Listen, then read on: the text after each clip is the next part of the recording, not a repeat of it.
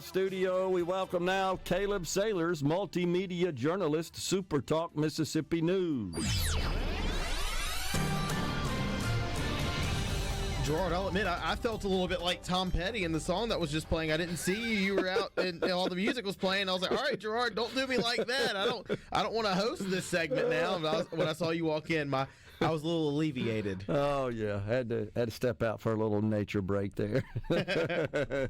Yeah, it wasn't like the nervousness I felt when the Secret Service wasn't letting Houston through with all that equipment to do that remote up there at the White House. Oh, my gosh, I was sweating that deal. Yeah, Tom Petty. That would have been the Heartbreakers right there. That would have been the Heartbreakers, Secret Service not letting them through. And Houston's not a very excitable guy, but I could sense the stress in his face standing outside the gates there. I was like, wait, I'm on the inside. He's on the outside.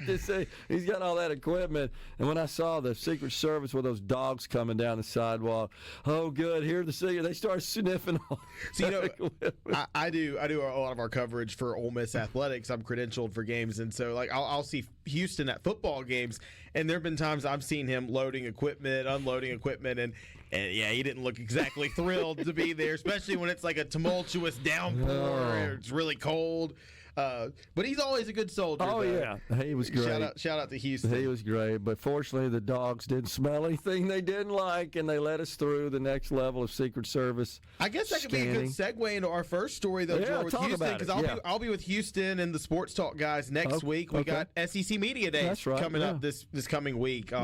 Monday and Wednesday are the big days here in Mississippi. Lane Kiffin and company will speak on Monday.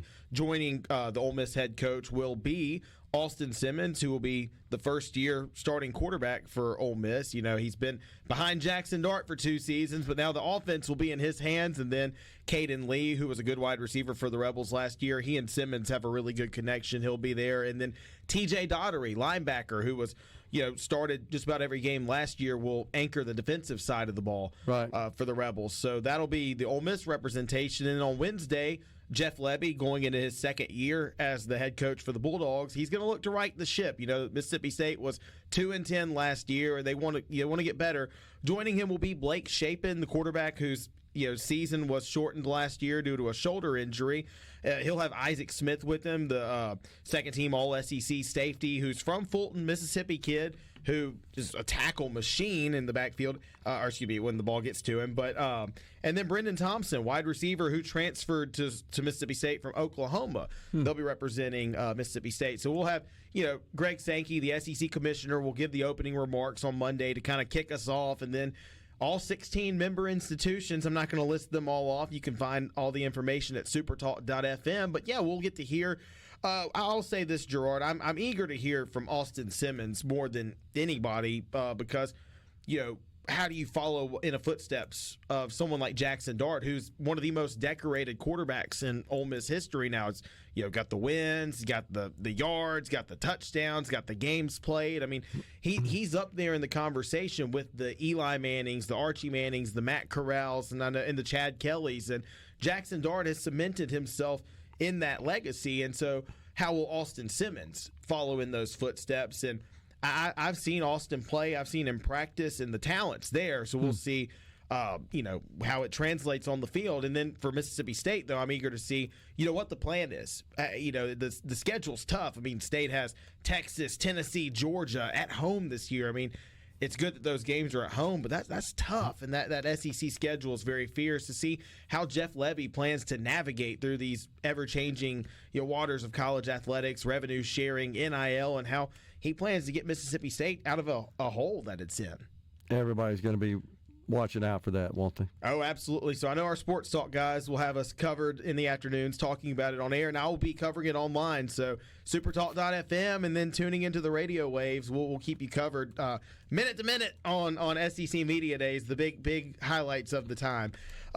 Gerard, down in the Pine Belt, a big story out of Hattiesburg. The city of Hattiesburg is now enforcing a citywide youth curfew. This applies to everyone 18 and under, and this spurred from a just violent weekend, Independence Day weekend. A lot of people are shooting fireworks. Well, Hattiesburg people were trying to shoot each other, and particularly young people. Mayor Toby Barker took to Facebook with a very impassioned post, and I know he articulated on it a little bit this morning with Scott Sands, and yeah, he wasn't happy. He was pretty ticked off, and so law enforcement officials all joined together. You had Hardy Sims, the police chief in Hattiesburg, and the Forest County Sheriff's Department, the Lamar County Sheriff's Department, and the Petal Police Department kind of all banded together at a press conference on curfew. So from Sunday through Thursdays, from 11 p.m. to 6 a.m., 18 and under cannot be out. And you have reasonable excuses for work, etc. If you have a job, you can, get out of it because you're doing the right thing. And then on Fridays and Saturdays, extended to midnight. So you can be out till midnight, from midnight till 6 a.m. So at 6:01 a.m., the curfew is lifted. And this is just a curb crime because a lot of these crimes are committed at night. You don't see a lot of these things happening at broad daylight. That happens, but it's usually rare, especially shootings. Those typically don't.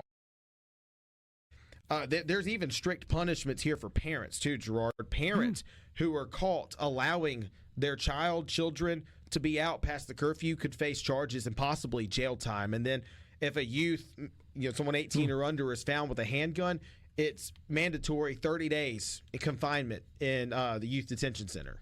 Wow. Man, that's just not a good thing to hear, that we've got people that are firing fireworks at others, right? Firing guns at others. Oh, guns, okay. Yeah, people are shooting. They were shooting fireworks at each other. No, I was saying while people are shooting fireworks in Hattiesburg, people decide to shoot guns at each other. So they're firearms. They're sort of able to mask it with the noise going on, yeah. And just and the mayor, he called it reckless. Well, good for him. He called it reckless behavior. He's right. And I very much appreciated the police chief, Mr. Sims's quotes, his remarks. He said, there's a lot of stuff to do in Hattiesburg. We have a lot of activities for youth, a lot of good that can be done. Hattiesburg's an art hub in Mississippi, and they've got the zoo and plenty of things to do down there. And he said, there's plenty of good that you could do. Why are you choosing to ruin your future, ruin your life doing these things? There's true. A lot of recreational opportunities, and people are deciding to be violent. And so they've said the law enforcement officials down there are banding together and saying they're not going to tolerate it. There's zero tolerance policy for violence, and that's exactly what the police chief said. He said violence has no place in our city. We won't put up with it. Unbelievable. So this will be enforced for the foreseeable future. Whenever it's lifted, we'll let you know at supertalk.fm. But more specific details about the youth curfew can be found on our website at supertalk.fm. Okay. And I know you were touching on this before the segment ended, the last segment ended, Gerard, but yes, that school voucher program that's part of the big, beautiful bill, House Speaker Jason White was clear he wants to bring it to Mississippi, and he doesn't just think he has his chamber's backing, he thinks he has the governor's backing as well. So he said that. So Jason White was adamant that he wants this to pass in Mississippi, and he believes the governor would sign it into law, but this could set up, we had a very dramatic legislative session this year. Last year's was dramatic. I didn't know how, last year's could be topped, but they found a way to top it this year over the tax policy. But I believe this is going to set up the next legislative brouhaha between the House and Senate, because no doubt, I don't believe the Senate is going to be as gung-ho over this legislation. Under the lieutenant governor's leadership, in the Senate has been hesitant to pass school choice legislation, and this is that. And House Speaker Jason White, I appreciate his honesty there. He said, we're saying educational freedom, but I'm not afraid to say it. It's school choice. Yeah. So this voucher program, I know you've articulated it before, but for the listening audience who's just tuned in, it's an individual taxpayer can donate $1,700 to a scholarship granting organization and to a nonprofit that's purpose is to give scholarships, private school, charter school, etc., tuition assistance, and it can even be for homeschool purposes too, to a child, to a student, K through 12 student. And it could be in the form of cash or a stock option, or you can transfer stock over to this SGO. Well, proponents obviously are saying, this gives parents more opportunities. Lower income families will now be able to afford private schools or have the opportunity to send their kid to a private school that otherwise they wouldn't be able to. And it kind of lifts these zip code restraints that's been a common talking point for school choice. Advocates, opponents obviously say, no, this is going to ruin our public school system. And there are even some that are saying that people who donate the stock can avoid paying capital gains taxes on it, and then that could just bankrupt a state in the country. Yeah, which is crazy. I mean, they will avoid paying capital gains because they no longer own the asset where a gain was produced. But, oh well. They'll get over. But I do think that's going to set up the next big fight, because I know the House Speaker set up a subcommittee for education freedom in the offseason, and he said he wants to talk about school choice in session. And so we'll see how they butt heads again and which side prevails. All right. Sounds good. Appreciate it, Caleb. Thank you, Gerard. Thanks for coming in, man. Yep. We're coming right back in the Element Wealth Studio.